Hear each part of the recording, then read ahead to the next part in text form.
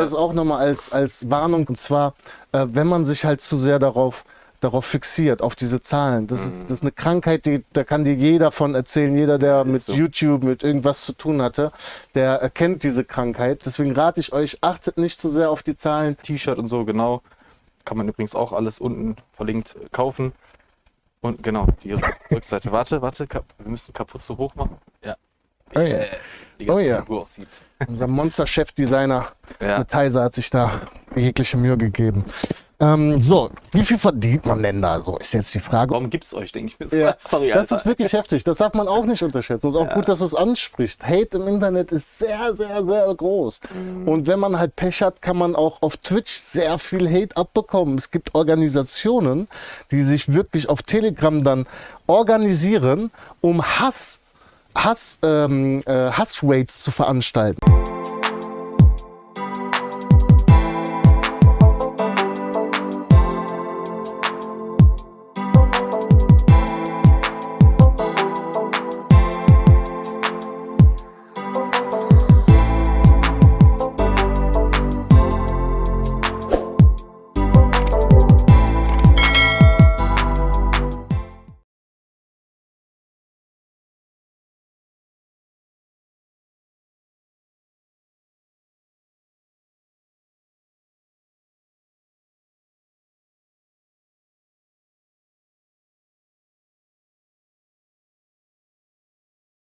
Wir sind jetzt hier in Teil 2, ja, bedeutet, ihr wisst, was zu tun ist, erst Teil 1 anschauen, also wirklich wichtig, um einfach ein paar Zusammenhänge zu verstehen, denn jetzt die folgende erste Frage von diesem Teil ist nämlich auch darauf aufbauend von der letzten aus dem Teil 1. Ist ganz oben verlinkt und schaut auf jeden Fall bei Neschko mal in den, bei den Links vorbei, Twitch und so ist alles verlinkt in der Videobeschreibung.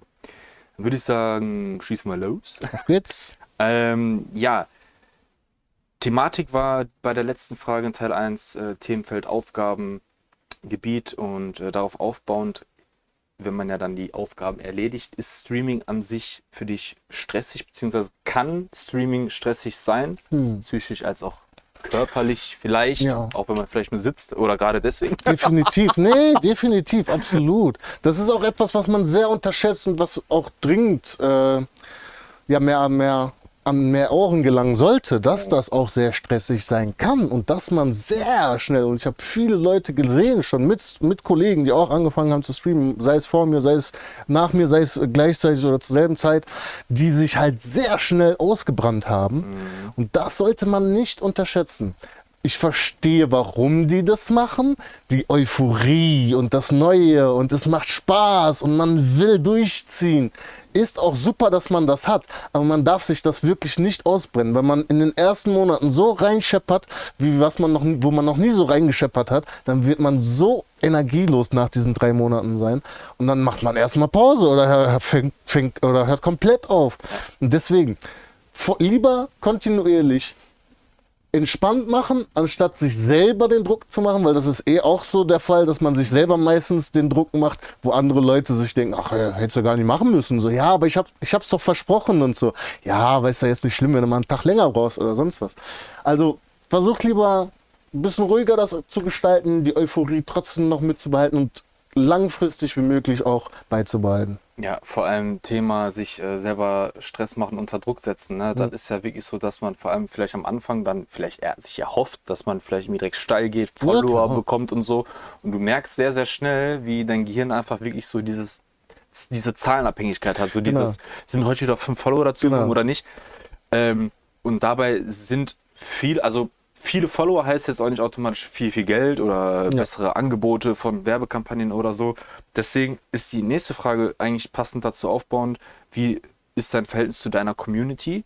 Weil lieber vielleicht eine kleinere und dafür wirklich eine Community, also eine Interaktion zu haben. Wie ist das Verhältnis zu deiner Community und wie wichtig ist auch sich um diesen Austausch zu kümmern? Darf ich nochmal zuvorgreifen auf die Frage davor? Da ging es ja noch um die da hat es erwähnt, Zuschauerzahlen jetzt zum Beispiel. Ja, genau. Ne? Das passt auch ganz gut. Das ist auch nochmal als Warnung quasi passend dazu.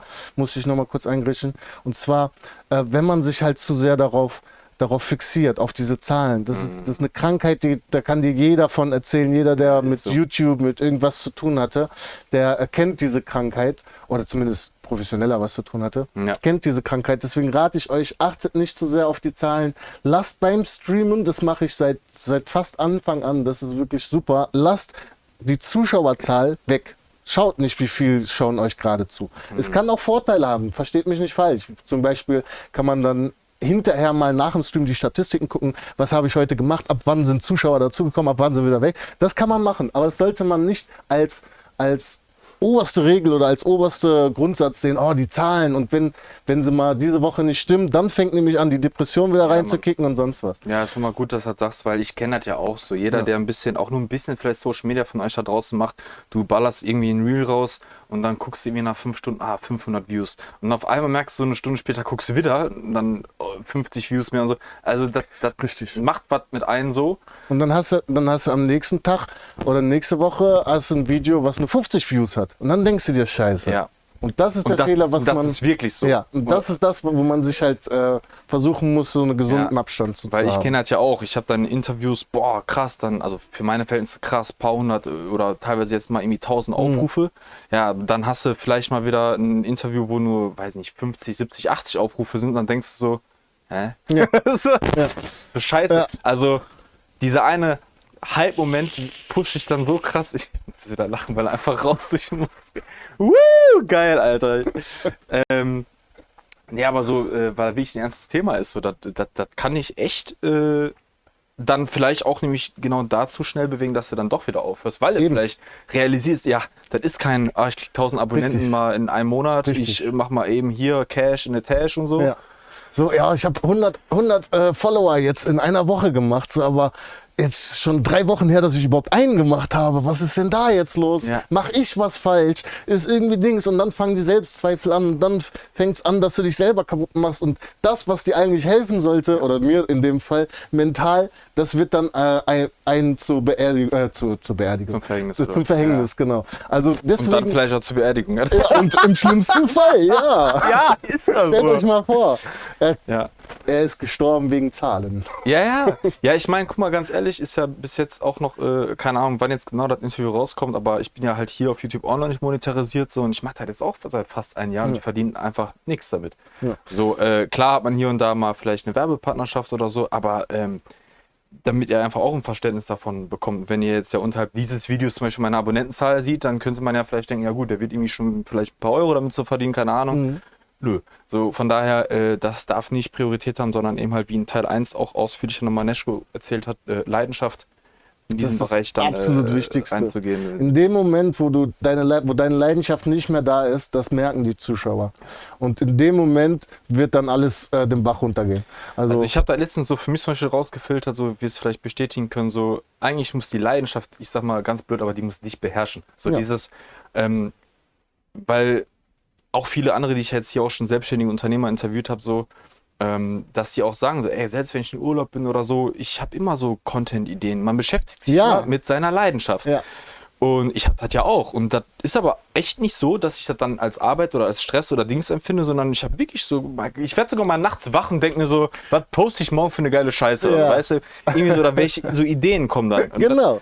Und aber nicht halt negativ, sondern komplett positiv gemeint. Und das ist voll schön. Ja, so, und hast du bestimmt auch so ein Notizdings am Handy, so, wo du dann schnell kurz reinschreibst. Ich hab so viele Notizen. Ich hab einen Ordner, der nennt sich dann so Business-Ideen und so, weißt du, und Content-Ideen und all sowas. Man ist halt drin und das muss man sein für sowas. Ja. Man muss halt wirklich Leidenschaft dabei haben und wirklich Bock haben darauf. Dann fühlt sich das nicht wie Arbeit an und man darf sich halt, wie gesagt, nicht von den Zahlen. Wie du auch gesagt hast, wenn die Leute jetzt da draußen jetzt zugucken und merken, dass du ja auch mit Leidenschaft drin bist und das wirklich gerne machst, dann, wie man so schön sagt, das ist ja gleich wie mit Geld und so, dann kommt der Rest von alleine. Irgendwann kommt das. Irgendwann mehr Leute oder Geld oder. Und stellt euch so vor, irgendwann kommt, und selbst wenn nicht, habt ihr eine wunderschöne Leidenschaft, ein wunderschönes Hobby, was im besten Fall mental einem hilft.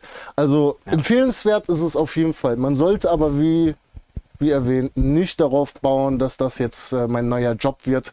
Ich kündige jetzt meine Arbeit im Finanzwesen, um als Twitch-Streamer durchzustarten. Lieber nicht. Die mentale Ebene, also deswegen wirklich, guckt euch Teil 1 an, weil du ja auch gerade bei der ersten Frage da nochmal ausführlich drauf eingegangen bist, wegen was dir widerfahren ist, Ja. wie du dazu kamst und von daher Genau. einschalten, definitiv. Genau. Die Frage Community war dann jetzt, genau. genau, wie ist das Verhältnis so zu deiner Community und wie wichtig ist aber der Aspekt auch, diese Interaktion zu haben? Also für mich persönlich ist es das A und O, das Wichtigste. Die Integration oder die Interaktion mit der Community ist wirklich das Schönste, was ich da haben kann. Nicht nur, weil es halt Leute sind, die für mich einschalten oder einschalten, um mit mir Zeit zu verbringen, sondern weil sie selber auch so viel Value bringen zu meinem eigenen Leben. Also ich bringe ihnen nicht nur Value, sondern sie bringen mir Value. Und zwar so sehr, dass ich schon sehr dicke Freunde mit vielen aus meiner Community bin, auch privat schon mittlerweile getroffen habe und nicht nur einmal, sondern immer wieder. Nächste Woche zum Beispiel kommt einer meiner Monster-Mods aus Berlin, macht hier Urlaub bei uns im Pott und dann verbringen wir eine schöne Woche hier auch mit anderen aus der Community, haben wir auch Bescheid gesagt, dann lass mal hier ein bisschen was machen, da ein bisschen was machen. Also richtige Freundschaften, die sich dadurch entwickeln. Und ich würde das schon weniger als eine Fanbase, sondern wirklich als eine Gemeinschaft so ansehen. Ja. Mega geil, ja. Natürlich hat man jetzt auch bei den Aspekt Streaming und du hast ja einen Chat, so die können ja natürlich mit dir interagieren. Du wirst natürlich jetzt hoffentlich seltenst den Fall haben, dass man irgendwie noch Leute so haten und so eine Scheiße. Weil, das gibt's immer, glaube ich. Genau, weil wir müssen darüber halt natürlich auch dann in euren Sinne, wenn ihr da wirklich Bock habt, mal reinzugehen in die Thematik, Streaming, YouTube, wie auch immer, Social Media, damit umgehen können. Deswegen so die Frage, wie bist du jetzt sogar nochmal im Vergleich am Anfang damit umgegangen? Wie gehst du jetzt damit um und was würdest du halt auch so empfehlen können, wie man damit umgeht? Weil ich kann es auch bestätigen, so, wenn man dann trotzdem auch so Hate-Kommentare liest, also so richtig unterste Schublade, wenn ich jetzt die Wörter sagen würde, dass hier direkt Demonetarisieren und alles so, ne? Ja. Es ist so ein kurzer Moment, so, in meinem Vergleich, so am Anfang war das schon schlimmer, so, dann denke ich, weil man will dann so zurückschreiben und so. Man hat diesen Verlangen. Ja, dieser Impuls ist da, ja. Der Impuls ist da, aber dann denkt man so, Nein, bringt lass ja nichts, es da ist ja einfach. nur hin und her. Ja. Aber selbst heute noch, man denkt mal so kurz, warum? Warum gibt es euch, denke ich mir so. Ja, Sorry, das Alter. ist wirklich heftig. Das darf man auch nicht unterschätzen. Es ist auch gut, dass du es ansprichst. Hate im Internet ist sehr, sehr, sehr groß. Und wenn man halt Pech hat, kann man auch auf Twitch sehr viel Hate abbekommen. Es gibt Organisationen, die sich wirklich auf Telegram dann organisieren, um Hassraids zu veranstalten. Das heißt, ja, die suchen sich dann spezifische Alter, das hab ich Streamer noch nie an, gehört, okay. gehen dann als Haufen in seinen Stream, posten Sachen, die halt dort nicht hin dürfen, Hakenkreuze, andere Sachen, Beleidigungen und so weiter, screenshotten das Ganze, melden das bei Twitch, um denjenigen zu bannen. Aber der kann ja nichts dafür. Wahnsinn. Der kann ja nichts dafür. Und wie gesagt, deswegen vorsichtig, Hass ist überall, nicht nur im realen Leben, im Internet wahrscheinlich sogar noch ein bisschen mehr, sogar viel mehr, würde ich sagen. Ja. Aber dafür gibt es Programme und Hilfestellungen, die das ein bisschen nicht untersagen, aber wenn es mal passiert, dass du auf einen Knopfdruck reagieren kannst und quasi alles shut down ist. Ja, so Safe-House-mäßig, überall kommen die Rollläden runter und alles ist erstmal safe. Also das gibt es und das würde ich auch dann jedem empfehlen, weil seine Frage war jetzt, bin ich am Anfang damit umgegangen, Genau. wie gehe ich jetzt damit um? Also anfangs war mir das also ist es mir immer noch relativ egal, so Hasskommentare und Co. Mittlerweile mache ich mich eher sogar lustig darüber oder lache darüber, wenn ich mal sowas lese, höre oder sonst was. Und damals war es mir sowieso egal, da habe ich nur mein Ding gemacht und wollte nur ein bisschen spielen, so ganz am Anfang. Mehr war das nicht. Heutzutage, wie gesagt, ich habe da so viel Vernetzung an Programmen, ich brauche wirklich nur einen Knopf drücken. Und das kann auch jeder ohne Vernetzung vom Programm mittlerweile auch auf Twitch. Drückst du einen Knopf, der ganze Chat ist dann erstmal Haltstopp. Nur Leute, die über eine Woche schon folgen, können schreiben. Nur Leute, die seit über einer Woche einen Account haben und so weiter. Alles, was davor war, wird gelöscht. Und ja, das würde ich auch jedem anderen empfehlen. Ich würde auch jedem anderen empfehlen, versucht, ich weiß, es ist immer einfacher gesagt, aber versucht nicht auf diesen Hass quasi auf euch ableiten zu lassen. Ja. Das ist genau das, was die wollen, dass die dich damit erwischen, sondern emotional. wenn, wie du es schon so schön gesagt hast, sondern wenn dann eher sogar so mit Selbstironie entgegnen. Ich habe nämlich dann auch mal hin und wieder doch kommentiert, zurückkommentiert, Ja, aber halt so aber halt so in der lustigen Schiene, Ja, weil die wollen ja dich aufregen und dann regst du die aber auf. Ja. Ich habe zum Beispiel dann mal gesagt, so, cool, dass du hier so viele Hate-Kommentare schreibst, dann kriege ich schön Traffic und der Algorithmus sagt, du interagierst und mein Video wird gepusht. Vielen Dank. So, weißt du, Ja, so das regt den dann auf. aufziehen so. Und Das geht auch. das hat dann auch funktioniert, weil dann immer hin und her ging, aber im positiven Sinne Ja. so dann irgendwann. Das geht auch. Ja, deswegen. Also wenn dann so, aber am besten eigentlich gar nicht drauf eingehen. Eben, ist halt eben. wirklich so. Eben, ignorieren wirklich ist Ja, das ist Beste, eigentlich was das ihr Beste. machen könnt. Dann verlieren die Lust und dann sind die auch weg. Und gar nicht, was ich halt auch gelernt habe mit der Zeit, gar nicht drauf eingehen. Also gar nicht erwähnen, jetzt gerade passiert das und das. Einfach dein Ding weitermachen, als wäre das gar nicht passiert. Weil dann haben die auch keinen Bock mehr. Dann denken sie, ja gut, ich verschwende hier meine Zeit. Ich dachte, ich mache hier ein bisschen Lachkick schieben, aber nee. Ja, aber echt trotzdem traurig, dass überhaupt solche Dass es da solche draußen Menschen rumlaufen, gibt. überhaupt und zahlreich. Ja, das ist echt krass. Und man darf jetzt nicht vergessen, ich bin jetzt ein gestandener Mann, ne? Ich bin ein erwachsener Mann, aber es gibt halt auch etwas jüngere Ja, oder die 16 anfangen oder so, dann richtig 17 und dann mental denken die- vielleicht nicht ganz so stabile oder sonst was, die sich dann richtig von sowas kaputt machen lassen. Definitiv. Also das ist Mobbing auf allerhöchstem Grade und sollte auch viel, viel heftiger nachverfolgt und sag mal schnell. Ja, vielleicht kommt das ja irgendwann, Verurteilt was werden. ja viele auch sich wünschen, auch wenn das wahrscheinlich unrealistisch ist, aber hier gerade ja die großen Influencer, dass die Leute sich eben halt verifizieren müssen nach dem Motto mit Mit Telefonnummer Pass und so, oder ja. dass man wirklich Das einen wäre eine Namen dahinter Möglichkeit. hat, Ja, ein Bild das- idealerweise. Und Das wäre eine aber- Möglichkeit, ja. Weil du siehst halt, also ich sehe es ja auch, die Kommentare, diese Art von Kommentare kommen halt immer ohne Profilbild, XY, kryptische Genau. Namen. Ja. Ja, deswegen. Aber davon abschotten und fertig. Abschotten, ignorieren, weitermachen. Genau. Die nächste Frage habe ich auch bisher immer in jedem Interview gestellt, weil ich auch immens wichtig finde, welche Akzeptanz, welches Ansehen hat es, wenn man draußen neue Leute kennenlernt, in deinem Fall, und du sagst, dass auch Streams, wie das ankommt, weil natürlich, es ist halt so ein oder andere auch sowieso erst und vielleicht nicht das sofort greifen kann, aber so dieses typische, ja, mach doch lieber oder machen wir was Richtiges. Was ist YouTuber? Das ist ja kein Job so. Dann, wenn man aber ja hört, wie viel Zeit man da, kannst ja dann auch gerne direkt koppeln, wie viel Zeit Können du wir ja auch koppeln. eigentlich pro Woche da reinsteckst. Ja, klar ist das Arbeit. Also das ist sehr, sehr, sehr viel Arbeit. Erstmal zum ersten Hälfte der Frage. Ja. Es ist heutzutage Gott sei Dank nicht mehr so heftig wie noch vor 10 Jahren jetzt beispielsweise. Wenn man mal gesagt hat, ich bin YouTuber oder ich bin Streamer, Genau. dann wurde man belächelt. Heutzutage sind wir Gott sei Dank ein bisschen offener, ein bisschen mehr in der Modernen angekommen, dass das nicht mehr allzu häufig passiert, was nicht heißt, dass es nicht mehr komplett passiert. Nein, es passiert natürlich immer noch, kommt immer darauf an, mit wem man redet. Ja. Mit ein bisschen jüngeren Leuten, die kennen das Internet, die wissen, wie die Welt heutzutage funktioniert. Die sagen, du bist Streamer, cool, so wie Montana Black oder so. Wie der, Ja, genau. Cool. Und verdient man gut und so. Ne?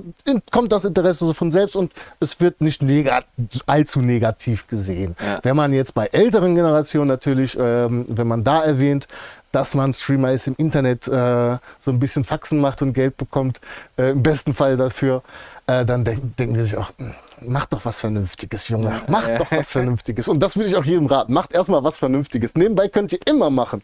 Nebenbei könnt ihr immer streamen, könnt ihr YouTube createn oder sonst was. Aber macht erstmal was Vernünftiges. Habt was in der Tasche. Weil wenn dann alles gegen die Wand fährt, dann habt ihr immer noch hier, ich habe meine Ausbildung. Ich kann immer noch als Dachdecker arbeiten oder als Fliesenleger oder als weiß ich nicht was. Ja, ich würde es immer als zweischienig nehmen. Das war die erste Hälfte. Was war die zweite Hälfte, wenn man mich fragen darf? Stunden. Ja. Ich erinnere mich besser.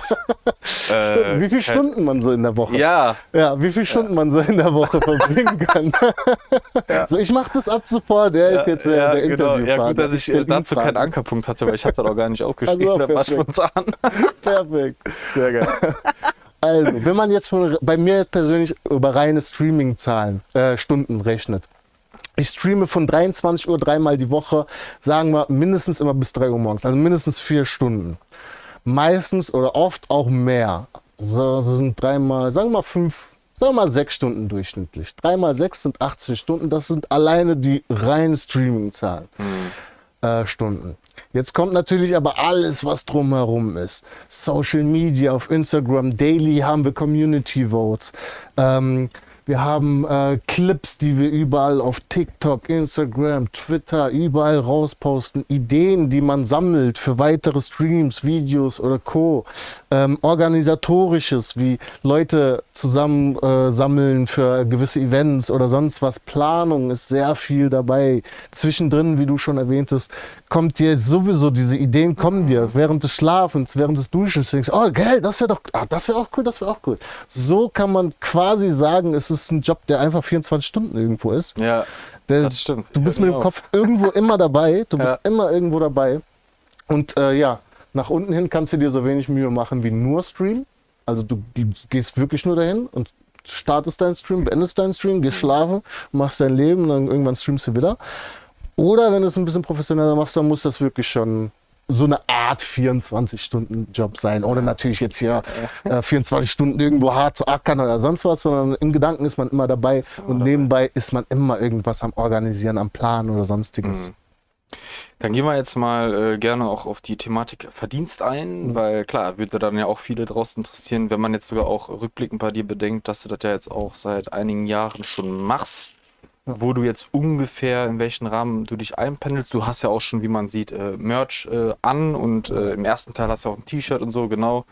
Kann man übrigens auch alles unten verlinkt kaufen. Und genau, die Rückseite. Warte, wir müssen Kapuze hoch machen. Ja. Oh ja.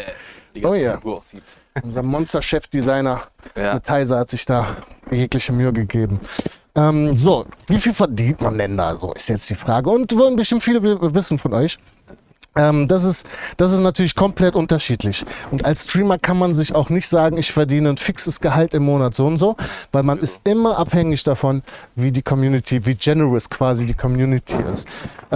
Aber gleichzeitig auch abhängig davon, wie es zum Beispiel mit Sponsorings oder sonst was läuft, weil dadurch mache ich tatsächlich mehr Geld als mit den eigentlichen Twitch-Sachen. Wenn man sich davon halt, je mehr man sich davon einholt und bekommt und je mehr man wächst, desto mehr bekommt man auch, desto mehr Geld verdient man. Ich verdiene jetzt nichts, wo man sagen würde, oh geil, das lohnt sich. Es ist immer noch ein dreistelliger Bereich. Also ist wirklich nichts, worüber man, womit man leben könnte. Und ich kann vielleicht eine Rechnung bezahlen oder zwei dadurch. Ja. Und das war's auch schon. Deswegen nochmal an alle, das ist wirklich kein Job, wo man sagt, ich gebe jetzt alles andere auf, ich mache jetzt nur noch das. Macht das vielleicht nebenbei, wenn ihr Lust habt. Da habt ihr ein schönes Hobby und im besten Fall ein bisschen Taschengeld. Ja, und das ist so das, was ich verdiene. Und ja, wie gesagt, der Großteil ist die Community, aber ein Teil ist die Community, aber der Großteil ist auch andere Sponsoring und Werbung, die gleichzeitig bei mir im Stream läuft und so weiter und so fort. Von Twitch selber verdient man nicht so viel als mittelgroßer, kleiner Streamer. Da muss es schon sehr groß sein, damit du sagen kannst, jo, weißt du was? Damit kann ich wirklich meine Miete zahlen. Ja, damit ihr da draußen auf jeden Fall nochmal man muss da realistisch bleiben. Ja. Es ist ein schöner Traum, aber man muss realistisch bleiben. Genau. Kommen wir zu den letzten zwei Fragen des Teils. Einmal frage ich auch gerne Thema Faszination am Streaming. Ja, ihr seht Neschko aus einer Tasse trinken durch die Maske. Es klappt, geil. Ich finde da wieder geil. Es klappt. Ja, also was findest du faszinierend am Stream? Was hält dich letztendlich immer noch dabei? Was mich immer noch dabei hält, ist eine sehr gute Frage. Da habe ich mir so erstmal keine Gedanken gemacht. Aber ich glaube, die Kreativität einfach, die ich so an den Tag legen kann. Ich hab ja, wie wir schon gesagt haben, du kannst immer dabei sein. Du kannst alles machen. Du hast Lust, eine geile Geschichte zu erzählen, zack, machst du. Du hast Lust, weiß ich nicht, ich habe jetzt Ideen, dass ich ein Videospiel mache mit Unreal Engine 5, bin da gerade am Basteln. Okay. Also da gibt es immer irgendwas, wo man denkt, oh geil, das wäre was, oh geil, das wäre was, oh, das wäre auch eine coole Idee. Auch wenn man so bei anderen Streamern oder so schaut, kann man sich da auch immer, auch empfehlenswert jetzt für Leute, die anfangen wollen. Schaut euch verschiedene Streamer an, guckt euch, welche Elemente gefallen euch bei denen und wie sagte ein berühmter, take it and twist it. Ich habe vergessen, wer es gesagt hat, aber er sagte, take it and twist it. Nimm eine Idee, twiste das so, dass es auf deine Person passt und dann ist es ein eigenes Ding. Dann brauchst du dich auch nicht schämen. Ich habe etwas genommen, so eine Idee oder sonst was, sondern du hast deinen Twist drauf gemacht und hast es selber rausgemacht. Und so habe ich dann aus verschiedenen Sachen meine Ideen so gesammelt und letztendlich so ein uniques Endprodukt quasi geschaffen, was es so nirgendwo anders zu finden gibt. Und ich finde, das gibt mir so ein bisschen die Lust weiterzumachen, dass ich immer wieder Neues entdecke. Ja. Ja, und kreativ mich ausleben kann. vor Ja. allem faszinierend ist ja auch wahrscheinlich, wie wir auch schon in Teil 1 ein bisschen näher darauf eingegangen sind, so, du siehst einfach, dass Leute für dich ins Stream reinkommen, mit dir das ist sein heftig. wollen, Zeit verbringen Ja. wollen, extra. Das ist ein heftiges Gefühl. Mega Wertschätzung halt so. Ja. Wenn Leute manchmal sogar vorm Streamstart schon in den Chat schreiben. So, let's Überleg go. mal. So, und du Krass. denkst dir, wie geil. Was ist das denn? Das sind ist, schon direkt Ja. vorher welche gehypt. das so, ist ja. so geil. Dass Geil. Leute gehypt sind, einfach mit dir Zeit verbringen zu dürfen. Das ist, da fühle ich mich auch sehr geehrt, dass ich überhaupt in dieser Position sein darf. Und schätze das auch sehr wert. Ja. Und das sollte auch jeder von euch wertschätzen. Definitiv. Ja. Kommen wir mal so dann zu der abschließenden Frage. Ja, für die Leute, die jetzt Teil 1 gesehen haben und jetzt auch Teil 2 und sagen, ja, ich überlege in der Richtung zu gehen, was würdest du denen nochmal so mit auf den Weg geben wollen?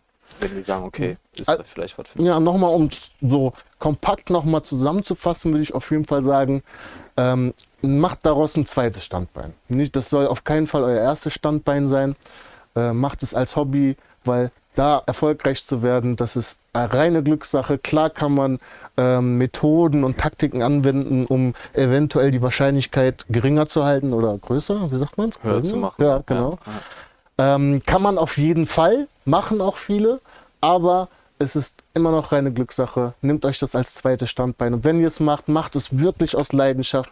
Wenn ihr Bock darauf habt, dann werden das die Leute sehen und auch wertschätzen. Und vor allem Kontinuierlichkeit. Bleibt am Ball, seid da, weil wenn Leute wissen, wenn ich Donnerstagabend um 23 Uhr Twitch anmache, ist Neschko da. Wissen die. Und das ist dann quasi ein Fixpunkt in ihrem Leben und werdet zu Fixpunkten, darauf will ich sagen. Das will ich sagen. Da lasse ich abschließend so stehen, unterstreiche ich. Wie gesagt, nochmal der Hinweis auf Videobeschreibung, wo eben halt auch die Links zu deinem Kanal sind und zum Shop und so. Ja, schaut auf jeden Fall mal rein. Ich gucke ja auch ab und zu mal rein, von daher ist auf jeden Fall lohnenswert. Gerade die ganzen Events und so, die du da machst. Yes. Demnach, erstmal danke für deine Zeit nochmal. Ich danke dir. Und dann sehen wir uns dann in ein paar Tagen irgendwo im nächsten Interview wieder. Schaltet auf jeden Fall ein.